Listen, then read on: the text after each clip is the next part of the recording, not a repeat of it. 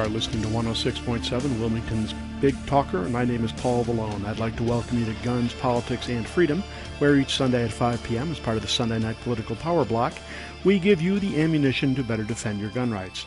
I'd also like to thank our sponsor, Hyatt Guns, America's largest gun shop. Check them out at hyattguns.com. In case you aren't familiar with me, I direct Grassroots North Carolina, or GRNC, since 1994, our state's most effective gun rights organization.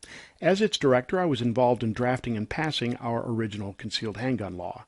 Since then, GRNC has gone on to engineer passage of concealed handgun reciprocity, our purchase permit bypass, Castle Doctrine and Stand Your Ground, the expansion of concealed carry into state and municipal parks, restaurants, public assemblies, educational properties, and much more. Grassroots North Carolina is exactly what the name implies, a grassroots collection of volunteers from all walks of life who share a common concern that our constitutionally guaranteed freedoms are being eroded. Check us out at grnc.org. That's grnc.org. First, allow me to express my hope that you are weathering the coronavirus pandemic adequately well. As for me, it's been a busy pandemic for the volunteers of Grassroots North Carolina. Because in North Carolina, as elsewhere, would-be tyrants are doing their best to exploit the coronavirus emergency and curtail your gun rights. Across the country, and indeed in other countries, those tyrants are closing firearm-related businesses as though your ability to protect yourself and your family is somehow non-essential. And this as people across the country, correctly fearing that civil unrest might rise amid empty store shelves and police calling in sick, flock to gun stores at unprecedented rates. Accordingly, GRNC was forced to file a lawsuit against the sheriff of Wake County and forced to threaten litigation against a host of cities and counties across the state. Fortunately, we had something to build on, namely the case of Bateman versus Perdue, in which GRNC and the Second Amendment Foundation sued then-Governor Beverly Perdue over what was then a blanket ban on carrying firearms and ammunition outside the home during declared states of emergency, just like what we are now experiencing. Later in the show, we will discuss what those sheriffs, cities, and counties tried here in North Carolina and how we are faring compared to other states and countries. But first, this just in gun rights news. Do you remember the commercials for the Uncola? Well, let me tell you about the Unthreat. You may have seen things online about a particularly horrific gun control bill introduced in Congress. The bill is H.R. 5717, the Gun Violence Prevention and Community Safety Act of 2020, introduced by Representative Hank Johnson, Democrat from Georgia. The bill does all sorts of horrific things, from banning so-called assault weapons to instituting universal gun registration, aka universal background checks, nationwide red flag gun confiscation, and much, much more. After a certain gun rights organization, who shall remain nameless, did fundraising by highlighting the threat presented by H.R. 5717, it is everywhere. I have scores of members contacting me to ask what we are doing about this horrible bill.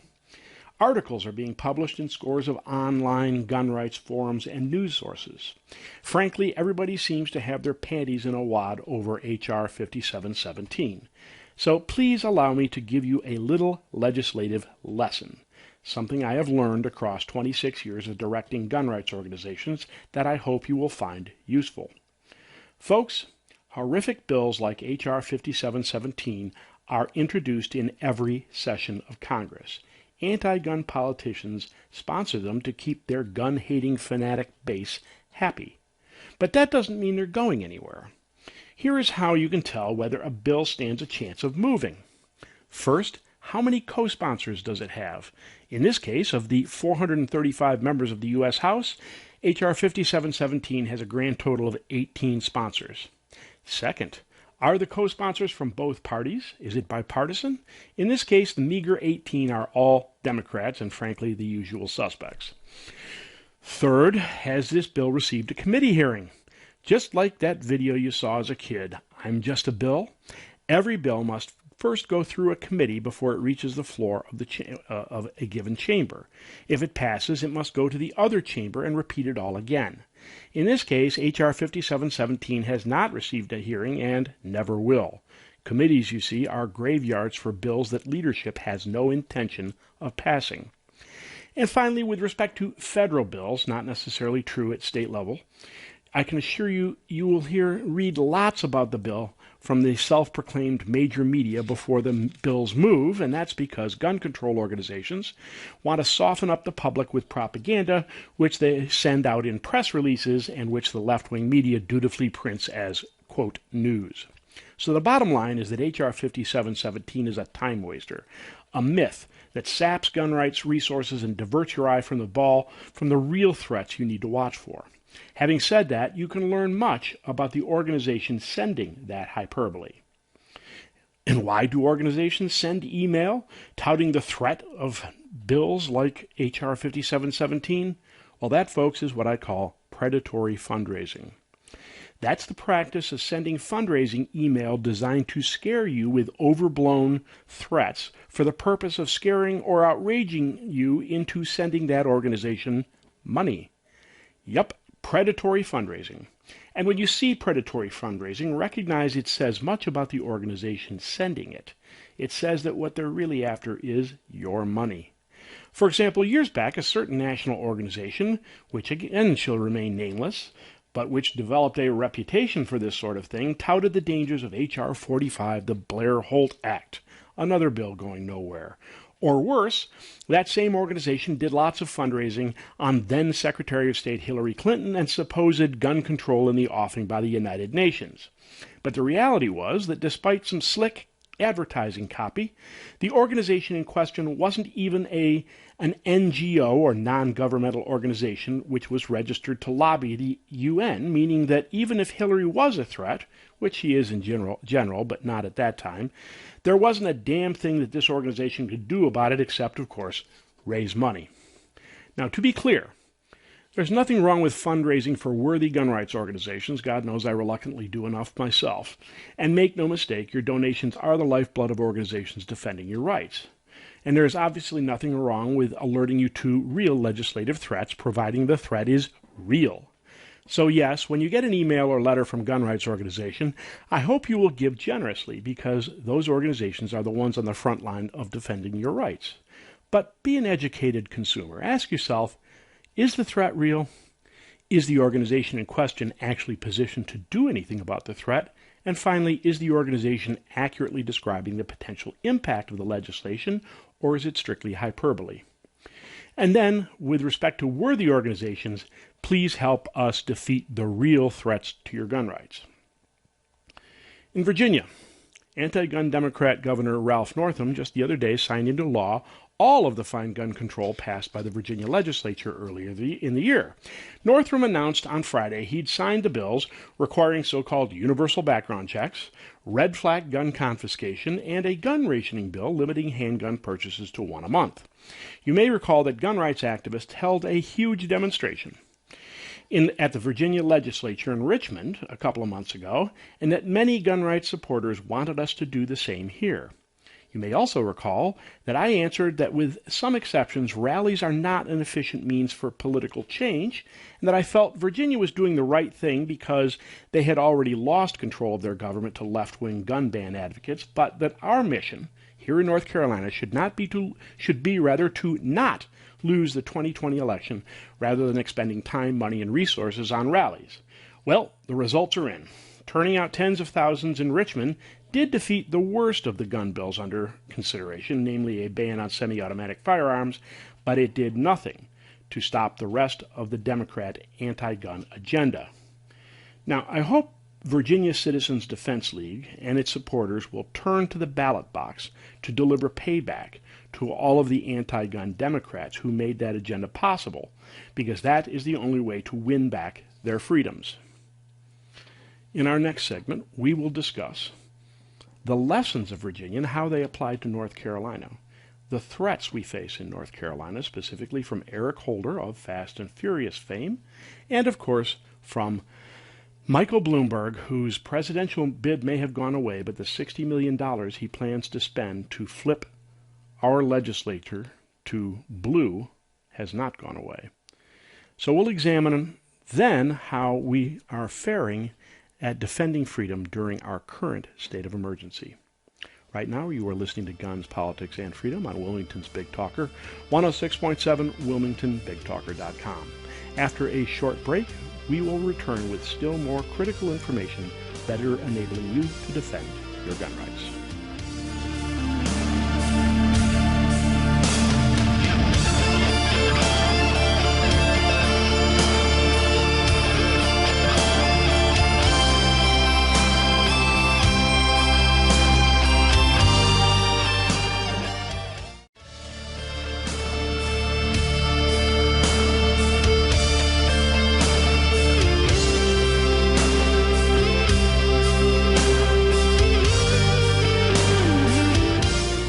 My name is Paul Vallone. You are listening to Guns, Politics, and Freedom today on Wilmington's Big Talker, 106.7 WilmingtonBigTalker.com.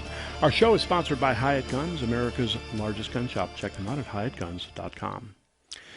In our last segment, we discussed how Virginia Governor Ralph Northam just signed into law several gun control measures passed in the last session of their legislature. According to Microsoft News, and I quote, gun control advocates said Friday they're planning to replicate their success in Virginia in other states. John Feinblatt, president of Everytown for Gun Safety, said his group plans to spend heavily on key battleground states this year like Arizona, North Carolina, and Pennsylvania to elect lawmakers who support new gun restrictions. And that is not an idle threat. As I have often said, Virginia is the canary in the mine for North Carolina. All of the same dynamics that delivered Virginia to anti-gun Democrats in 2019 are playing here in the 2020 elections, including Eric Holder of Fast and Furious infamy and his National Democratic Redistricting Action Fund, which are running the same Sue Till They're Blue campaign to have leftist judges force the redrawing of political districts more favorable to Democrats here just as they did in Virginia. Yes, Holder sued and won here just as he did in Virginia, meaning pro-gun candidates will have a tougher time in November. And just as in Virginia, Michael Bloomberg has announced he will make North Carolina a target by investing $60 million here and elsewhere to push his gun ban agenda in the 2020 elections. But that isn't all Bloomberg is doing. According to CNN, and I quote, a gun safety group, read that gun ban group, aligned with former New York Mayor Michael Bloomberg is spending $1.5 million on a new virtual organizing program that aims to register 100,000 young voters. The push from students demand action, moms demand action, students demand action, you see a theme here, shared first with CNN, replaces the group's planned in-person voter registration efforts, which were derailed by the coronavirus outbreak and the widespread shutdowns it has triggered around the nation. The new program focuses on 13 battleground states, including us, of course, and marks the group's first large-scale effort to use online-only tools to encourage young people to head to the polls. CNN goes on to say, and I quote, the 13 states targeted by the group, Arizona, Colorado, Florida, Georgia, Iowa, Michigan, Minnesota, Nevada, New Hampshire, North Carolina, Pennsylvania, Texas, and Wisconsin, will be key to determining which party controls the White House and the U.S. Senate after November's elections. And we should note that this is apparently in addition to the $60 million in election efforts that I just described. Now throw in efforts by the Democrats to exploit the coronavirus emergency to push mail-in voting, which will undoubtedly be rife with fraud. And gun rights supporters could actually be, in the next election, truly, deeply screwed. So remember what I said in the last segment about helping real gun groups deal with real threats? Well, North Carolina faces a very real threat in the 2020 elections, and we intend to face that threat. GRNC is restricted by the Internal Revenue Service in using membership funds to impact elections. Accordingly, we created a federally registered political action committee, or PAC, called the GRNC Political Victory Fund. Now, the GRNC Political Victory Fund must do fundraising in addition to the GRNC membership money. Now, because GRNC PVF is run exclusively by volunteers, just like GRNC, we promise to put your money to more efficient, effective use in defending your rights than any other gun group. So please give us a hand by going to grnc.org/PVF. PVF as in Political Victory Fund. Again, that's grnc.org/PVF. grnc.org/PVF. In other news, chalk this up to what you already know, but the media refuses to admit. Elected in 2018, President Jair Bolsonaro of Brazil made crime reduction a platform of his campaign. At its peak in 2016, Brazil suffered nearly 60,000 homicides. One of the things Bolsonaro vowed to do was to remove the nearly insurmountable barriers to gun ownership in Brazil. So in December of 2018, as Dean Weingarten, writing in AmmoLand.com, quotes the following from the Wall Street Journal, and I quote, "Now Brazil is set to embark on an experiment that will determine what happens when you loosen gun restrictions in a country battling an overpowering wave of gun crime." Bolsonaro did just that. According to the New York Times, and I quote, "During Bolsonaro's first year in office, the government issued more than 200,000 licenses to gun owners. The federal police, which issues licenses for self-defense, approved 54,300 permits in 2019, a 98% increase over the previous year. The Army, which grants permits to hunters and collectors, issued more than 147,800 new licenses in 2019, a 68% increase. So what happened? Yep, you guessed it. Homicide dropped precipitously. Now, admittedly, it started going down in 2018 as Bolsonaro ran a highly publicized campaign promising to crack down on crime. Specifically, Brazil's homicide rate dropped 17% in 2018, but then 23% more in 2019. In AmmoLand.com, Weingarten writes, and I quote, "Will the Brazilian homicide rate continue to drop? We will find out over the course of the next few years.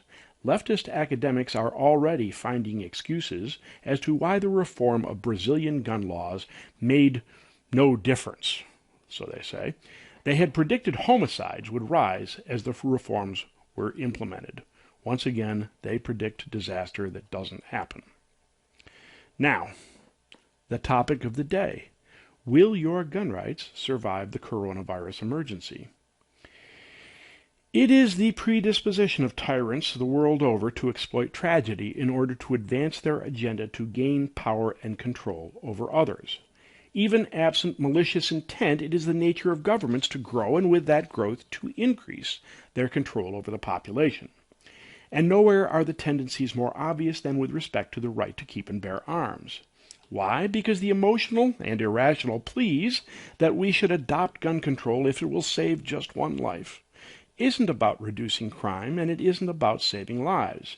It is about power, and nothing more worries a tyrant than the idea that citizens can not only protect themselves, but act as the last in a series of checks and balances against exactly the abuse of government those tyrants have in mind.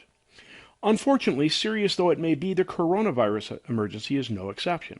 The world over, governments are attempting to consolidate power, attempting to disarm lawful citizens. Australia, for example. Unlike Britain, Australia does in fact have a constitution, which makes it harder for the government to usurp power. In Britain, which has no constitution, it's a relatively simple matter to ban the private ownership of firearms, which they did. Australia fared somewhat better. Even after the Port Arthur massacre of 1996, after which Australia enacted the so-called National Firearms Agreement, which banned and led to the destruction of hundreds of thousands of not only semi-automatic firearms, but even pump and lever-action guns. Yet, even despite the restrictions, more people own guns in Australia today than even before Port Arthur. And the coronavirus emergency is just as serious in Australia as it is here. And people there are responding to the same concerns as people here, namely potential civil unrest and the breakdown of civil order which could result. Just as we reported that people are flocking to gun stores in the U.S. in the face of the emergency, so they are in Australia. But herein lies the rub. Australia might have a constitution, but what it does not have is a Bill of Rights. Writing in AmmoLand.com, Dean Weingarten describes what happens when people don't have protections of a Bill of Rights. Australians are banned from buying guns after a huge surge in people trying to get hold of firearms in the wake of the coronavirus pandemic. Quoting the Daily Mail of Britain, and I quote, Police Minister Lisa Neville said at a press conference on Tuesday that the number of people attempting to access firearms and ammunition has doubled. The minister and the National Cabinet decided to pause the sale of firearms and ammunition for sporting or recreational purposes. Yes, the Australian government just turned off gun purchases. Think about that. Right now, we're going to take a short break, but in our next segment, we will discuss how, with respect to the current emergency, the U.S. is in some ways different from Australia, but in other ways entirely too similar, and we will discuss how we are doing here in North Carolina.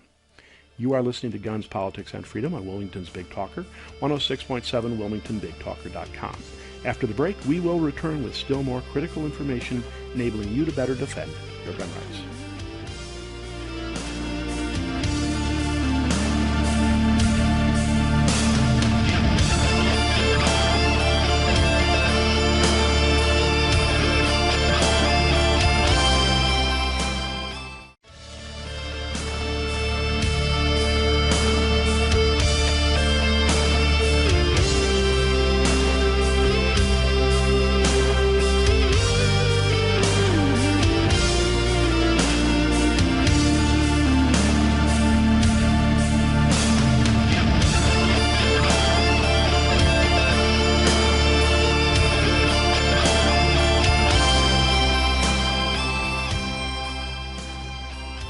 My name is Paul Vallone. You are listening to Guns, Politics, and Freedom today on Wilmington's Big Talker, 106.7 WilmingtonBigTalker.com.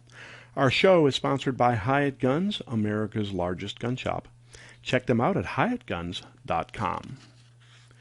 In our last segment, we discussed how Australia, which has a constitution but lacks a Bill of Rights, has had gun purchases shut down by the government during the coronavirus emergency. But in the good old USA, we have the Second Amendment to protect us, right? So we must be doing better than Australia, right? Not necessarily, bucko. The last few weeks have been quite a battle. Or rather, a series of battles in which we have been largely victorious, but not entirely. First, the good news. On March 19th, the Department of Homeland Security issued a series of recommendations for what constitute quote, critical infrastructure workers, constituting recommendations for state and local governments on what businesses to keep operating as essential during the coronavirus emergency. At first, the CISA guidelines did not include firearms-related businesses, and as you will see, the tyrants in various local and state governments immediately began closing gun businesses regardless of the fact that the American people were showing up to buy guns at record rates. But on March 26th, things changed. Thanks to efforts by Gun Owners of America, the Trump administration revised the CISA guidelines by including firearm-related businesses among critical infrastructure workers, specifically, and I quote, workers supporting the operation of firearm or ammunition product manufacturers, retailers, importers, distributors, and shooting ranges. Now, bear in mind that the guidelines are not mandatory. They are only recommendations.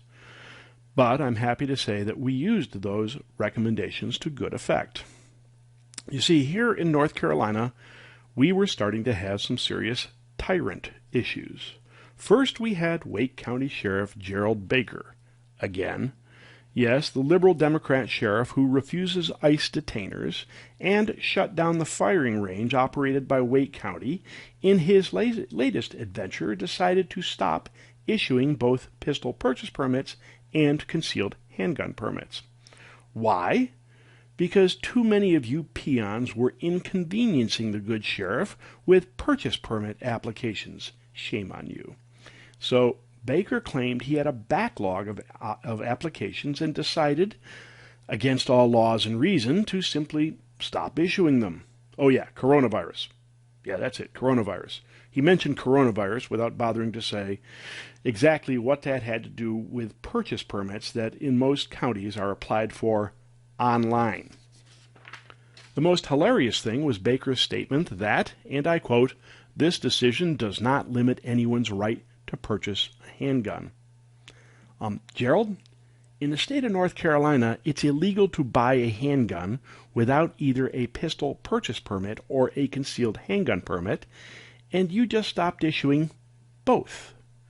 Such is the legacy of our Jim Crow-era pistol purchase permit law, a law which was passed in 1919 to allow sheriffs to deny guns to minorities, and which is now being used by sheriffs to deny guns to anybody they choose. Yes, GRNC has been trying to repeal that law for the last 15 years.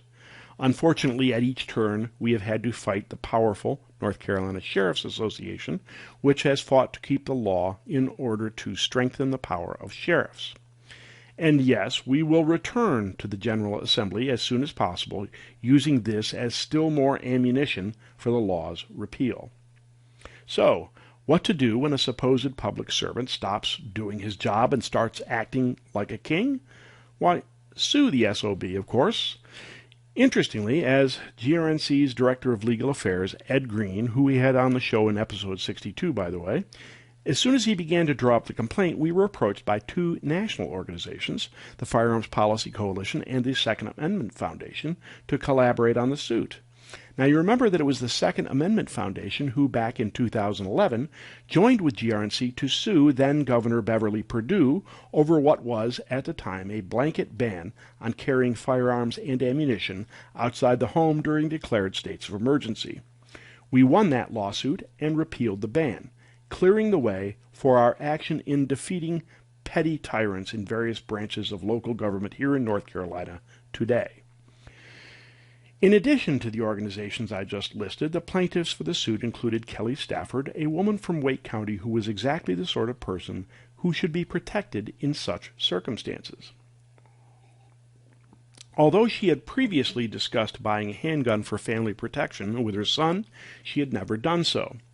But when faced with potential civil unrest in this emergency, she decided it was time to buy a gun. Now, understand that Kelly is exactly the sort of law-abiding, responsible citizen who should be able to obtain firearms for self-protection. So imagine her shock when she went to the Wake County Sheriff's Office and was told that she couldn't even apply for a gun permit until at least May 1st. So, on March 27th, GRNC, the Firearms Policy Coalition, Second Amendment Foundation, and Stafford filed suit in federal court against Baker. At issue were several things, including restriction on Second Amendment freedoms, of course, as affirmed in the case I just mentioned above, Bateman versus Perdue, but also that nothing in the revised North Carolina Emergency Management Act gave the sheriff any authority to stop issuing permits during states of emergency. And, of course, our pistol purchase permit law requires that the sheriff issue or deny a permit within 14 days. That's a pistol purchase permit. The law offers no exceptions and allows sheriffs to deny permits only for statutorily permissible reasons. Remarkably, even Baker's own people didn't support him. On March 27th, the same day we filed suit, the Sheriff's Association, which is not normally our friend, issued a memo entitled, and I quote, "Does a sheriff have the authority to suspend processing and issuance of pistol purchase permits and concealed handgun permits because of a declared state of emergency?" The answer, in short, was no. Specifically, and I quote, "For the reasons stated below, we can find no legal authority authorizing a sheriff to stop processing and issuing the following permits because of a declared state of emergency, because the processing and issuing of these permits are mandated by statute. The memo went on to list pistol purchase permits, new concealed handgun permits, and renewal concealed handgun permits. Now, there is a small exception to this I will mention later. Without belaboring the fine points, suffice to say that Baker, facing multiple suits, lost in court and was placed under a consent order requiring him to start accepting pistol purchase permit applications within 7 days. He is now accepting applications, including the one from Kelly Stafford, and we are monitoring the situation to ensure he issues permits within the requisite 14 days. Oh, and of course, this didn't stop the Greensboro News and Fish Wrap, I should say, and the Winston-Salem Journal from snarking at us in an op-ed entitled Gun Permits Go Viral, telling us all of their nonsensical reasons why we should just shut up and let Baker tell us when we may or may not obtain firearms for self-protection. To their dubious credit, they at least printed my response to the op-ed. But this was far from the only battle we had to fight. Yet another Wake County tyrant. We are, after all, talking about Wake County, which for years had the highest per capita rate of Obama stickers on cars in the state. Another Wake County tyrant weighed in, this time to close all gun shops in the county as, quote, non-essential. Yep, just when people needed guns for self-protection, the Wake County Board of Commissioners ordered all gun shops to close down at 5 p.m. on Friday, March 27th. The good news is that the chairman of the board, Greg Ford, had an epiphany. Imagine that. People seem to have an epiphany when they're facing a lawsuit. We were going to tell you more about the Wake County Commissioner's epiphany after our break. For more on that battle and 6 more, please stay tuned for the 4th and final segment of today's show, which centers on how we are faring in preserving civil liberties during the coronavirus emergency. Right now, you are listening to Guns, Politics, and Freedom on Wilmington's Big Talker, 106.7, WilmingtonBigTalker.com. We're going to take a short break, after which we will return with still more critical information enabling you to better defend your gun rights.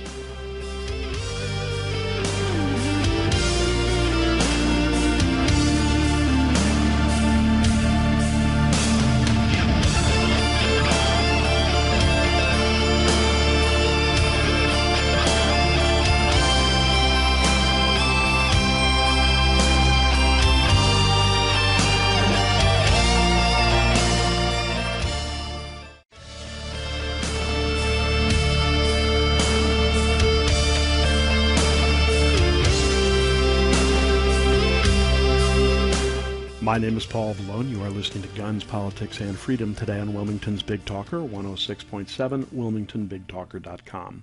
Our show is sponsored by Hyatt Guns, America's largest gun shop. Check them out at HyattGuns.com. Before the break, we were discussing how a variety of cities and counties across North Carolina closed gun shops in late March by claiming they were not essential businesses per the coronavirus emergency. In the first of what would become 7 actions against North Carolina counties and cities, the president of GRNC, that would be me, and the executive vice president of Gun Owners of America, Eric Pratt, jointly emailed a letter on March 27th to Wake County Board of Commissioners Chairman Greg Ford, advising him that closing gun shops was a violation of the North Carolina Emergency Management Act, as amended in Bateman v. Purdue, that the county was not in compliance with critical infrastructure guidelines as revised by the Department of Homeland Security on March 26th, and that unless he complied, we would sue them. Apparently, Chairman Ford doesn't read his county email on Friday afternoons. On Sunday morning, he actually snarked to a gun rights supporter who advised him of the change in CISA guidelines that made firearms businesses critical infrastructure on the Wake County Facebook page, reiterating that gun shops were non-essential and would stay closed. So the gun rights supporter forwarded him our letter to the county, which we had published on our Facebook page. Suddenly, Ford had an epiphany. By Sunday afternoon, he allowed to the gun rights supporter that there might have been a misunderstanding. And by Sunday evening, he sent us an email saying the Board of Commissioners would review the policy. And by Monday afternoon, Wake County capitulated. Of course, Ford told the Raleigh News and Observer that the county's change of heart had nothing to do with the threat of being sued, of course. Said the News and Observer, and I quote, Wake County Commissioner Chair Greg Ford said the county is not changing its stay-at-home order because gun advocacy groups complained about it. These are routine updates as circumstances change, he said. I get the impression that even the newspaper I call Pravda didn't believe him. So that should be it, right? Raise a toast to another victory and go on with life, right? Hell no. There are far too many tyrants in government for that.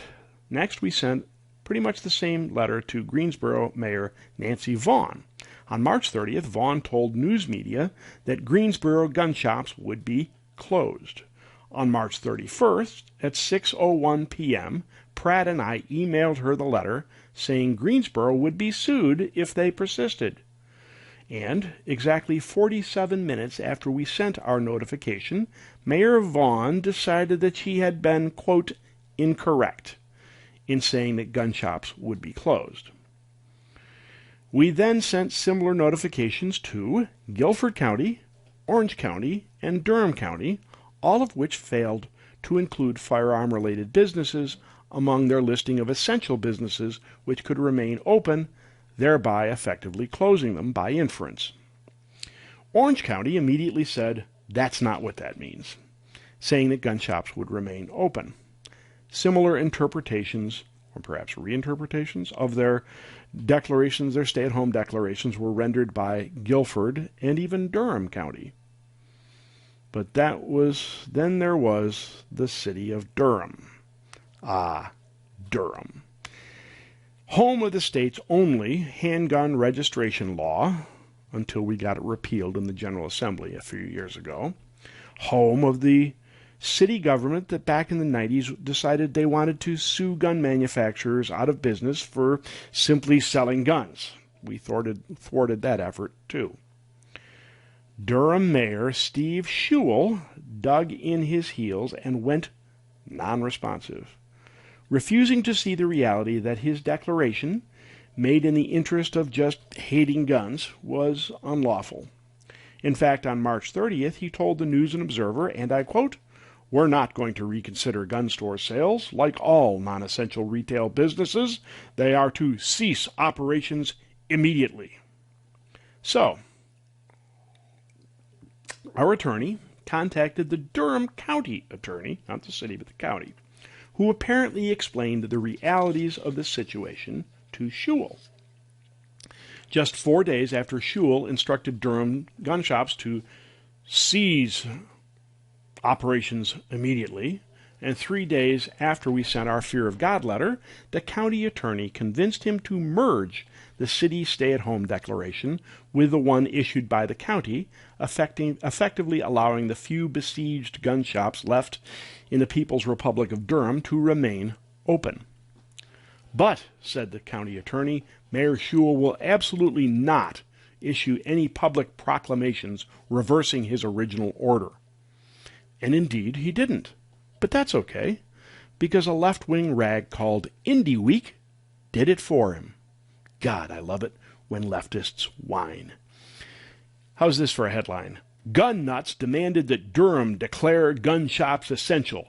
Durham gave in, lamented the Indie Week headline. The rag went on to detail GRNC and GOA victories in Wake County and the city of Greensboro. But the best part was the article's close, which said, quote, our lawyers said we couldn't win, Schewel told the Indy on Tuesday.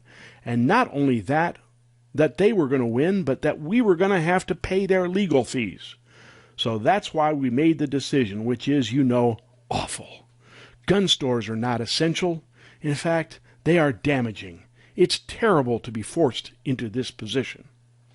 FYI, the reference to paying our attorney fees and damages is a reference to an enhancement to the statewide firearms preemption law that GRNC got passed back in 2015, which holds local governments financially responsible when they defy the law, responsible for attorney fees and resulting damages. I actually enjoyed the article. I enjoyed it so much that I sent an email to the editor of the Indie Week thanking him for publishing his kind words, such as they were, and noting that, as I often said, any day I can piss off a lefty can't be all bad. He printed that too. That's fine. To be clear, there still are some problems. Per the opinion of the Sheriff's Association, a number of county sheriffs have suspended the fingerprinting that's required for new concealed handgun permits, although by all accounts they continue to process renewals which don't require fingerprints. Frankly, we looked at litigating on that, but decided that a judge would be loath to require that what they would regard as unnecessary fingerprinting in the era of social distancing. Although we are fielding complaints about sheriffs not issuing gun permits, most people who see news articles, and often the articles themselves, fail to discriminate between the types of permits they are talking about. The good news is that apparently anti-gun Governor Roy Cooper correctly interpreted what would happen to him if he defied the law. Although the statewide proclamation of his stay-at-home order does not specifically list gun shops as essential businesses, it is Cooper we're talking about after all, among the frequently asked questions published to accompany the proclamation, the answer to one question specifically says that gun shops may remain open provided they follow mandated social distancing. In all, we're faring better than many other parts of the country. According to Fox News, 7 states in total, Delaware, Massachusetts, Michigan, New Jersey, New Mexico, New York, and Washington, have specifically closed gun shops as non-essential. In New Jersey, the lockdown order included licensed firearms dealers as non-essential retail businesses and directed them to close to the public. The state also shut down new submissions to its background check system, which effectively put new gun sales on hold in the state.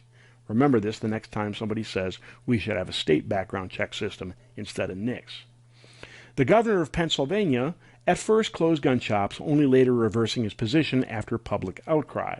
And a firearms policy coalition recently lost its bid for an injunction against the sheriff of Los Angeles County, who had issued an order closing gun stores in no less than 42 cities.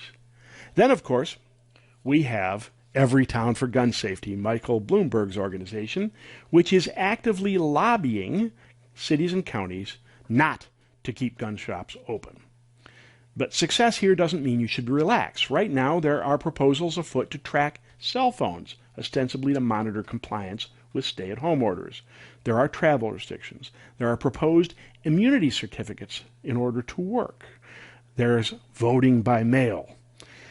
It's up to you to ensure that would-be tyrants don't exploit the coronavirus emergency to move us just a little closer to a police state. My name is Paul Vallone. You're listening to Guns, Politics, and Freedom on Wilmington's Big Talker, where each Sunday at 5 p.m. as part of the Sunday Night Political Power Block, we give you the ammunition to better defend your gun rights. Please check out our sponsor, Hyatt Guns, America's largest gun shop, at hyattguns.com. See you next Sunday at 5.